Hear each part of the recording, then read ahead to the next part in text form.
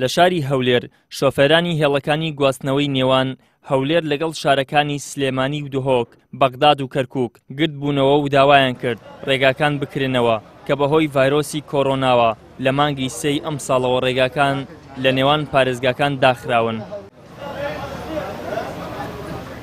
ماوەی زیاتر لە 5 مانگە ڕێگای نێوان شارەکان داخراون و ئەمەش کاریگەری زۆر خراپی لەسەر ڕەوش و گوزەران و شۆفێرانی هێڵەکان هەبووە و تا ئێستاش حکوومەتی هەرێمی کوردستان هیچ پلانێکی نییە بۆ ئاساییکردنەوەی ڕێگاکان. شۆفێرێکیش دەڵێت حکوومەتی کوردی هیچ حسابێک بۆ گوزەرانی ئێمە ناکات، بۆیە جارێکی تر دڵنیا بن ئێمە دەنگ نادەینەوە بەم جۆرە حکوومەتە.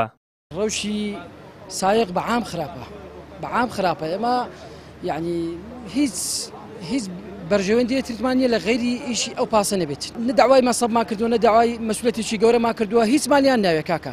ئەمانەوێت بە خۆمان کار و کاسبی خۆمان بکەین، بەڕێ خۆمان بچین، بەڕێ خۆمان بێنەوە، بەس ئیهانە نەکرین. ئەمە نابێت لە بە کڕۆنەی هەرێن. ئەگەر حکوومەتی هەرێم هەردێتن لەبەر موچەی خۆی هەردێتن. خەڵک لە ژۆرێ دەکاتن. ئەگەر موچە خەڵکی بتا باشە لۆ ڕاتبەشی دە احتیاجی هەموو بازاری ئاسایی کردەوە. حکوومەت مفلسە، خەڵک نێتە جادەی لە خۆی دەترسێ. ئەگەر ترس نەبیتن خەڵک لە ژۆرێ ناکا.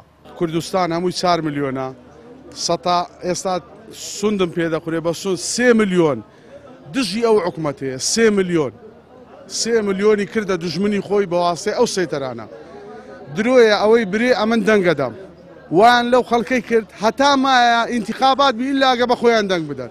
3 ملیۆنی کردە دوژمنی خۆی. سباق بڕیاری چەند کەسەکی بڕیارەکانیان غەڵەت بوو. ئەوەی چووە پشت سەیتەرە یەک شەو ماوە ئیهانە کرا بە حیاتی خۆی دەنگ ناداتە ئەو حکوومەتەی. لە یەکی مانجە تا 15 مانجە کۆڕۆنە هەیە، لە 15 مانجە تا سەر مانجە کۆڕۆنە نامینێ. ئەوە چییە؟ یعنی تێناگەم لە مەسەلەی کۆڕۆنەی.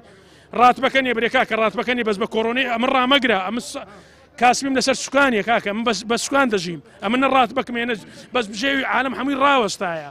بەرپرسی هێڵەکانی دەرەوەی هەرێمی کوردستان دەڵێت 1500 شۆفێر گوزەرانیان لەسەر ئەم گەراجەیە، بەڵام حکوومەت هیچ بیر لە گوزەرانی ئەم خەڵکە ناکاتەوە. پەیامان بگەینە حکوومەتی هەرێمی کوردستان ئەو ڕێگایە بۆمە بکەنەوە. ئێمە 1500 سایقمانەیە، هەولێر سلێمانی، هەولێر کەلارە، هەولێر کەرکووک، هەولێر بەغدایە، بە جیمسیە بۆ ئۆبامای تایم هەولێر بەغدای. ئەمەوە تقریبا 6 مانگ دەڕاتن ئەمە بێکاری. ئەو ڕێیان کردیتەوە باشە لۆ مەجموعەکە هەیە دێنە ژۆرە کەسانەگە ناکەلۆ ئەم سایقم هەیە ئەو دەڕاتەوێن دەرێ 12 شەو لە سەیتەرە دەمێنێتەوە ئیزن نادەی لۆ فلان کەس دێتش دێ وەڵاوە تەنسیقی هەیە ئەوەڵاوە موافقەیە ئێکاکە ئەمە شوفێرین هەموو کەس واسە لە چێ بینتن سارە هەی مەتاری بە 2 وەرەقەی دەڕاتن ڕاستن کەس قسەی لەگە ناکاتن سایقی مەش نهێن بڕاتن 5,000 گەشتیار چووتە سلێمانی.